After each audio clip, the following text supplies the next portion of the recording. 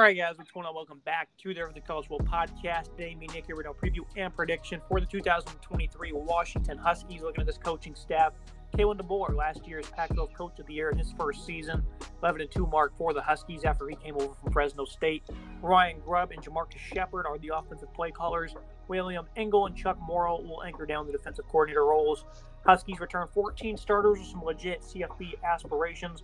Looking at this offense, Nick, Kalen DeBoer, he showed up and put an immediate impact on this unit. Michael Penix arrived over from Indiana, and he was phenomenal. This guy was elite arm strength. He really regained his confidence this past season. Him and DeBoer, they go way back. He tore his ACL, I believe, 2 times at Indiana, and when you saw him play in 2021, confidence was missing superbly. He regained that this past season in round 2, 4,000-plus yards. A great processor of high IQ. Struggles with his mechanics and accuracy at times. That's certainly shaky. As a left-handed quarterback, anytime he's flushed to the right, he's typically very ineffective, 6'3", 14. What are your expectations for Michael Penix this year? 4,600-plus yards, 31 touchdowns. A lot of people think this offense will not only top 40 points per game this season, but he might find himself on the Heisman podium. Certainly, Michael Penix Jr. is a fantastic quarterback. This offense is fantastic through the air, 369.8 pass yards per game and 516.2 yards per game total last year, second in the nation in that number, and nearly 40 points per game, top 10 offense in terms of scoring. Penix Jr., he was a fantastic player at Indiana during the COVID year.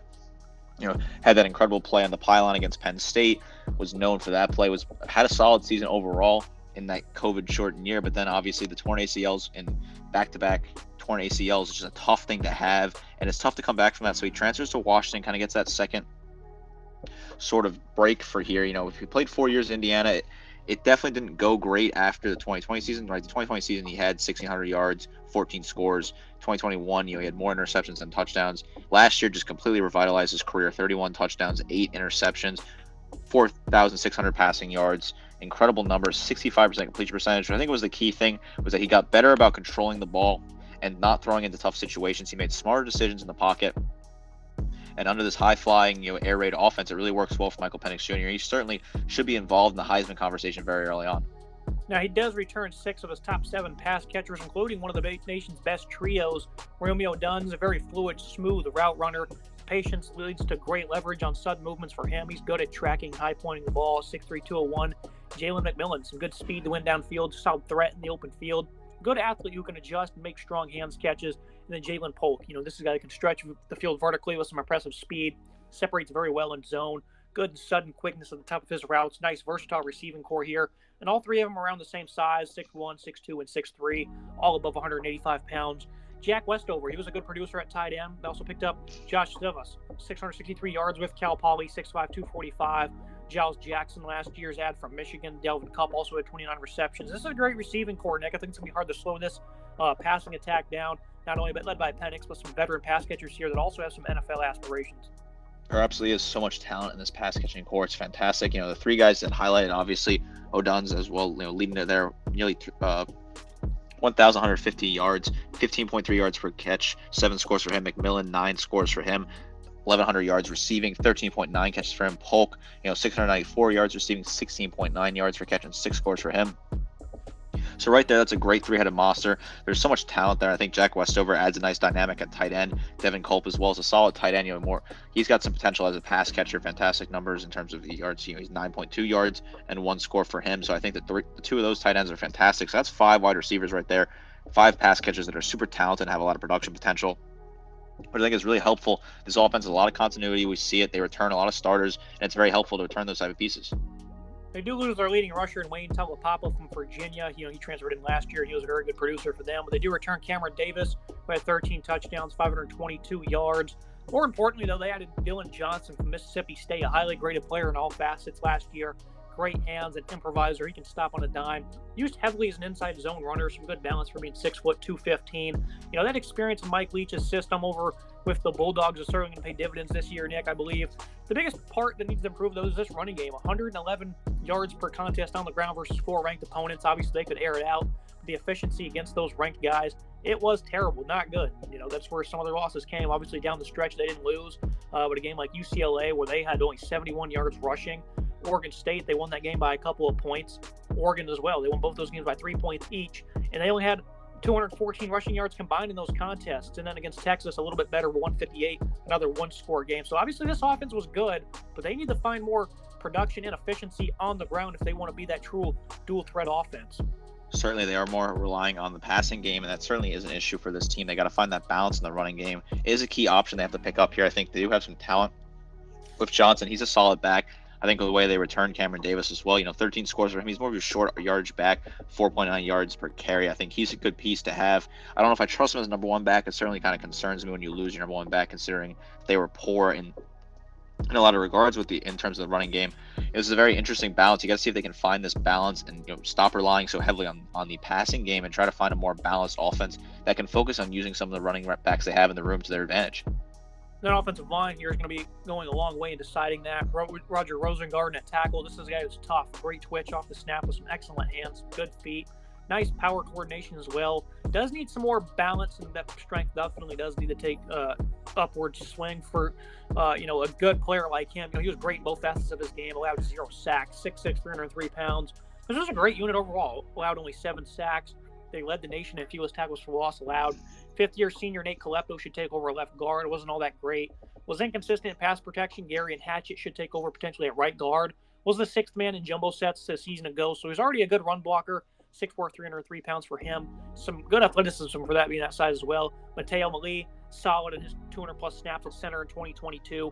6'8", 311. Julius Billow played at guard in 2021. He was flat-out awful. Wasn't all that bad at tackle in stints last year. Troy Fatuna at tackle was really good in both areas. So tackle spots, I believe, are anchored down. The interior O-line, though, Nick, does need to be penciled in if this team wants to, reach the Pac-12 title game and potentially at the CFP. There certainly is some question marks on the interior. I think, Mele at center, I think is a solid piece to have. He doesn't have a whole lot of experience because obviously they lose their star center, but I think he's a talented piece. He's got some good reps, a guy that's been around the program. I love that a lot of these guys have been around the program for a while. The youngest person on this offensive line is a redshirt junior, a couple redshirt seniors here and there. Sorry, I beg your pardon. Rosengarten's the youngest as a redshirt sophomore, but he's a great experience at tackle, at right tackle. So overall, it's a very experienced unit. These guys have been together for a while. They know how to play with each other. I think this is a solid offensive line that's got great size. Rosengarten himself, he's 6'6", 303. Fantastic side there. I like his hands on that right side. I think he's a solid right tackle. I think this is a good offensive line, and they really need to see if they can find better ways to work in the run protection. They're really great in the pass protection. The run protection is where they need to find those holes and create options to those running backs. That's the biggest thing that needs to improve is that run game versus the tougher opponents. A+ for me for this offense. Clean pockets for days for a big on quarterback like Penix. I love what they have a receiver. They even picked up Daniel Nagata and returned a senior at running back and Richard Newton, so they're deep at that position. I think overall A+ offense for me, but if the interior offensive line struggles, that would certainly downgrade a little bit. But I think heading into this year, it's going to be one of the top 3 or 5 offenses in college football. Certainly think they're in the A to A+ range. I think Michael Penix Jr. is an absolutely electric quarterback. Had a fantastic season, great yards passing. Returns so much talent at wide receiver. That running back definitely some question. I think the interior offensive line concerns me as well, but I think overall this is a great unit that has a lot of production potential in the Pac-12. Look at the defensive side of the ball, about 26 points per game allowed. That's certainly a number I expected to be a little bit better. The passing yards per game, 100, that was certainly expected coming into this season. They had to replace 3 guys, 2 elite NFL prospects, They were the top-ranked pass defense in 2021, though, so that certainly is a little disappointing from this football team. But again, it was expected. Only 7 interceptions, but they did rank 19th in sacks. This pass rush certainly assists the secondary a good bit. I think that's going to continue to be the expectation this year. They returned 7 starters and lose 2 of the top 3 tacklers. They lost their second best sack getter in Jeremiah Martin. In the portal, they lost 10 guys, including ex-5-star Savell Smalls, who never really panned out, and they added 3, 1 at each level of the defense. Looking at Braylon Trice, this is going to be one of the nation's top edge rushers. Good speed rusher with some impressive length, good motor and power. Can't block him with tight ends one bit. He just rips them apart. Great quickness and working inside at 6'4", 256. Comes off the edge with some violent intentions. This guy has relentless pursuit. Really lays the boom. Needs to, he does need to find some control, though, due to some missed tackles. Not much bend. And then pair it up with him, Zion Tupola Fatu at defensive end. This is a guy that's been on the radar for a couple of years now. An injury certainly derailed his year. I believe he had a torn ACL a season ago. They're expecting him to get back in the rotation and make a great impact this year. Again, Nick, 19 sacks a season ago. With the secondary regresses once more, they're going to have to be in that top 5 if they want to compete. They certainly have to find a way to continue to keep up these nice sack numbers. I mean, Braylon Trice is fantastic. 38 total tackles, 12 tackles for loss, 9 sacks. Knocking on the door, double-digit sacks, certainly. Zion Tupola as well, 4.5 sacks for him, 5.5 tackles for loss, 28 total tackles. So that's a nice balance, those 2 players you have there. I think both those guys add a nice dynamic to this edge rushing You slot Trice probably on the right side. You put Tupelo on the left side. I think there's very talented pieces there. You kind of flip them around if necessary, but I think that's where they belong best. I think this is a very talented, front defensive line. There is some potential here. I think they can get after the quarterback, which really need to do considering they got to keep that sacks number up, trying to raise it potentially even if that secondary does not live up to expectations. On the interior, Uomo Ali, 6'6", 340, big and physical with some great feet. Latula Gazanoa, this is a player who is 6'1", 307. He's a nice gap eater. Those are two guys that think they're going to eat up a lot of space. Kua Pafola, he's gone, though. He transfers to Hawaii. Jacob Bands will both need to be better. He'll just need to be better in his own right now that Kua is gone. Depth may be tested once again, Nick, here on this interior and this edge, but in terms of the starting front four, I think they're really good. You look at the transfer in Zach Durfee, he's going to have to step up. And again, Jacob Bands, I think he's going to play an important role as that second-string defensive tackle. What's your overall thoughts on this defensive line? It was great potential of, that front four, but when it comes to depth, injuries start to plague them, could be in some trouble. Certainly think there is some depth concerns here. I think there's a lot of talent here. These guys know how to go for the quarterback. They can produce sack numbers. I think there are some serious talent here, but the depth is certainly something to keep an eye on for. If someone falls out injury early on, they can find themselves struggling to keep this pass rush up. Look at this linebacking core. Uduafon, Uafashio, he really struggled in the back half of the year after he returned from his knee injury. Has overall been elite in his career, though, but he's only played 11 games over the last 2 years. This is an instinctive hunter who's quickly finding the ball downhill, good awareness and coverage, good tackler with some strong fundamentals. He's never played more than 9 games in a year, Nick. He's been here for 4 years now, 6'1", 235. Alfonso Tupa Atala, second leading tackler, was a very sound player. Carson Bruner was really good, an impressive run defender and tackler. They also picked up Raylan Goforth from USC. He was a poor player in all 4 years for the Trojans, but overall they have some good depth here at linebacker, and I like what they have in the starters, especially led by Uafashio, if he can stay on the field for an entire 12 to 14 games. Certainly agree. I think Tupulata is a very talented player. Second leading returning tackler, second highest tackle number on the team last year, 71 total tackles, 6.5 tackles for loss, 3 sacks. Very nice piece at linebacker. Good experience there. He's a good leader in the locker room. He's been around for a while here, and this is a talented front seven as a whole. I think it's a solid group. I think this linebacking group has some solid pieces, nice depth pieces as well. Some guys that can get some reps this year. They look at that secondary. Michelle Powell at corner, 20 games, but no ball production in his career. Davon Banks, Curly Reed. Those guys are going to battle for the other quarterback spot. Jabbar Muhammad, a sound coverage asset as an outside corner from Oklahoma State. This is the exact same scheme as 4-2-5, so the transition should be simple. And that leadership is going to be coveted here for this unit. 5'10", 180 from him. Safety Asa Turner, the biggest bet in the back end. He's a good tackler with some great length. Rarely allows big plays in coverage. Then Dom Hampton, 6'3", 221, great in run support. Strong tackler, played a lot in either the slot or the box. Markel Easton showed some flashes in coverage at his safety spot, played 15 snaps in 2020. Got on the field sparingly, but was productive. So overall, this is an interesting secondary, Nick, because again, last year they replaced Kyler Gordon and Trent McDuffie, 2 first-round talents in the NFL, and also lost their safety in Brendan Bradley-Hiles. So a step back was expected after being number 1 in college football against the pass. But I definitely want to see them go forward. That's certainly going to be expected, but I don't know if it's going to happen because you got a lot of youth at these cornerback positions. Again, I do think Muhammad is going to have to be key here, but this is kind of an iffy unit at the moment. Certainly a lot of youth here. I think Powell's a solid player with 43 total tackles. Turner as well, 52 tackles for him. I think both of them have upside. Easton only played a handful of snaps, but he has 7 tackles, and he had 2 interceptions in very limited minutes. So I think he's got a big, potential to grow here. I think a lot of people out there in Seattle want to see him step up, potentially playing that free safety role. Very talented piece. I think Muhammad coming over, playing that right cornerback role, I think that's a great piece to have. The scheme fit is fantastic, right? Coming over from Oklahoma State, obviously the same fit in terms of the scheme, so I think that works out great. I think this secondary they'll be kind of right in the same area they were last year. I think there might be a marginal improvement, but overall, I think these guys got another year to get some experience. I think they continue to get better. Looking at the schedule preview and prediction, the interior offensive lines are going to dictate a lot for this offense and trying to get them to better balance. I think when it comes to the passing attack, it's going to be the most productive in college football like it was a year ago, where they led the nation in passing yards per game.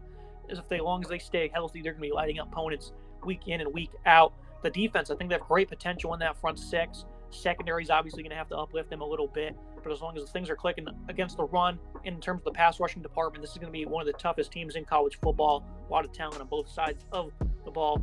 10-2 is a prediction for me, Nick. I think at USC and at Oregon State are going to trip them up, but I do think they'll have an opportunity for the playoffs so they can bounce back and potentially beat USC in the Pac-12 title game if it ends up being that, what's kind of in line with our predictions here so far. I think hosting Cal, hosting Oregon, hosting Utah. I mean, those are some great draws, but those 2 road games right there in November might be what holds them up from the college football playoff. Your thoughts? Certainly a fantastic schedule here for Washington. I think they got a great draw, like you said, Cal, Oregon, Utah, all at home. Arizona State as well. Washington State at home, the rivalry game, the Apple Cup at home. Out of conference schedule, I think Boise State, Tulsa, interesting matchup. Shouldn't be any difficult at Michigan State. Certainly a tough trip to Sparty, but Mel Tucker's a fantastic coach, but overall, I think that they're having some trouble in East Lansing. I think that that's a team that's continuing to kind of rebuild and regrow, so I think they'll be fine out east. They've played a couple of opponents in the Big Ten in recent years, so certainly it's something they like to schedule in Seattle. I think, credit to them for scheduling type of opponents. I think at Stanford, at USC, back-to-back, 2 tough road trips in a row. I think Stanford could be a tough matchup potentially on the road. Any given Saturday, you never know. But USC, I think it's too talented. I think Washington beats Oregon State here. I think they go 11-1. I think Oregon State is a very good team. I love what they have, potentially at quarterback as well, a new look offense there in Corvallis, but I just think that Washington has too much talent through the air, and they're gonna light up the scoreboard in Corvallis that weekend. But overall, this is a very nice schedule for Washington. I think playoff, certainly something they could be potentially hoping for if they can beat USC. They'll get another shot at them if they lose the first game. They'll get another shot at them in the Pac-12 title game, certainly. So there is an opportunity here for this team. There's a lot of talent on offense. I think they return so much potential there and so much production. The offensive line, as long as they can find those nice running lanes and get some running back potential, will be great. I think the defense, a little bit questions we desire, but overall, I think this is a very solid team, top to bottom. I think fans of the Huskies should be very happy where their team is, and they could certainly be knocking on the door for a playoff. And if not, they should be in a New Year's Six Bowl very easily. Yeah, this is a great balance in terms of schedule at Arizona, at Michigan State. Certainly something to watch, but in terms of who they get at home and who they get at the road, it's going to be very easy and simple for Washington. 10 wins at the minimum, I would say, for this football team. Playoff aspirations are legit. It's going to be it for today's episode. Nick, I appreciate you joining me. Absolutely. I'm excited to see what the Huskies can do this year. Make sure you guys like, comment, subscribe. See you next time.